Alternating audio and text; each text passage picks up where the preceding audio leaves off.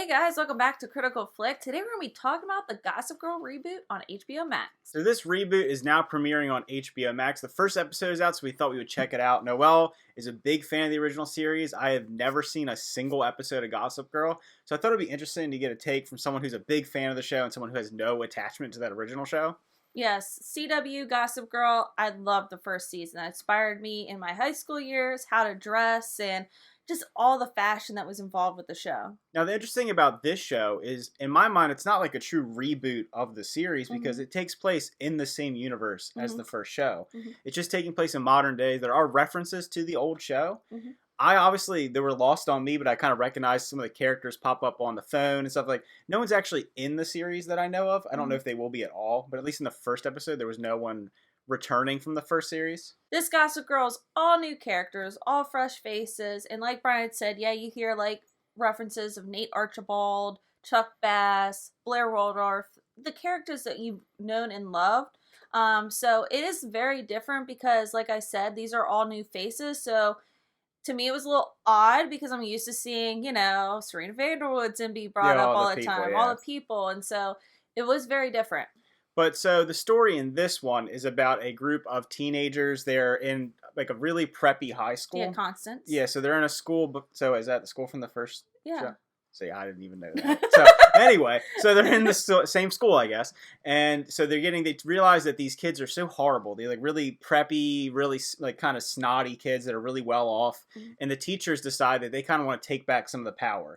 You see very early on that the kids are running amok throughout the school. They're getting teachers fired. They don't want to actually learn anything. They're kind of showing off that very conflated idea of super rich people and how they're so detached from society. So it hits on those notes and kind of bringing them down a peg. Yeah, which I thought was kind of interesting because obviously the first Gossip Girl on CW, you didn't know who Gossip Girl was until the last season.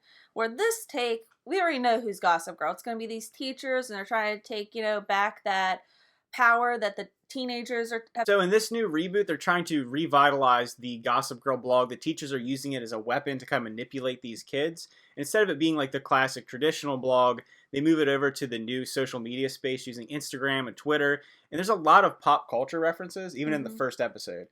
I like it because it makes it feel kind of relatable and real. But at the same time, this show may feel incredibly dated in like 2 or 3 years because they're constantly referencing like modern scandals. They're constantly referencing like modern social media and newer social media like TikTok and things like that.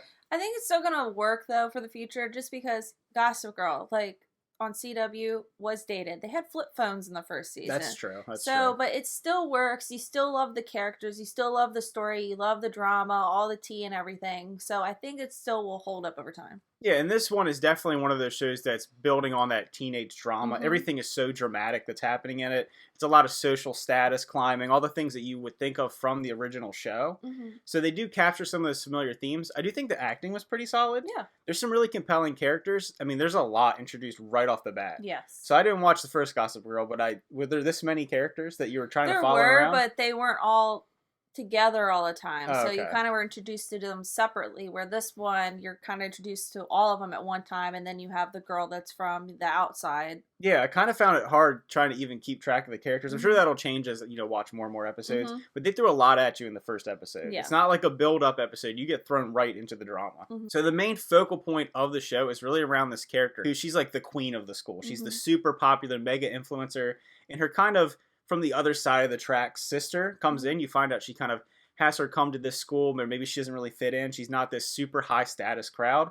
And that character Z creates a conflict with her. And I feel like that's going to be kind of the thread throughout the whole show, is that conflict between those two characters. There's some completely different worlds. Yes, and that kind of takes the same theme as the original one. 2 different worlds, Dan Humphrey, Serena Vanderwoodson, and they kind of come together in this mixed up world. So it has like the same similarity factors of the original one, so that makes it feel like more together. Yeah, and like I said, I feel like the acting is pretty solid from everybody so far. They're all playing, at least in this first episode, kind of stereotypical characters. You have the very sexual party boy, you have the very proper girl, you have some other people that just get thrown in there as, these types of characters.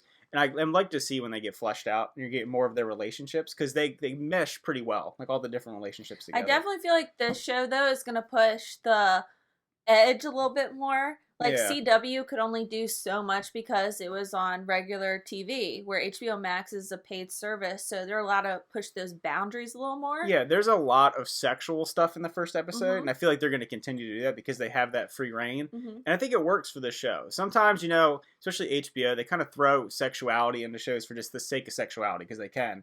But I feel like in this show, it's really going to create some conflict in relationships and some interesting ideas of how these relationships can work.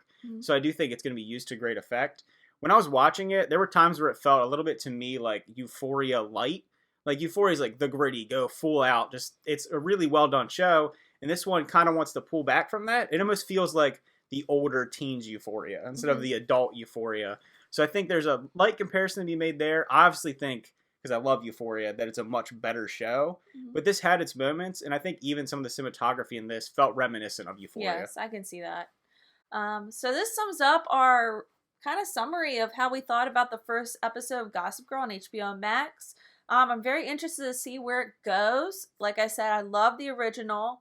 And yeah, I'm excited. Yeah, and if you've checked it out, let us know what you think about it. If you're someone who is a big fan of the original series, how does it compare for you? As someone who has no relationship to the first one, I found it pretty enjoyable because I didn't compare it to anything. I felt like when we were watching it, Noelle, especially right off the bat, wanted to compare the characters. So she's like, oh, they're not as good as the original characters. It's just not as good. But then by the end, I think she was enjoying it, more of the relationships going on in the show. So I'll be interested to see how it pans out throughout the rest of the season. So again, thanks for watching. Remember to like and subscribe.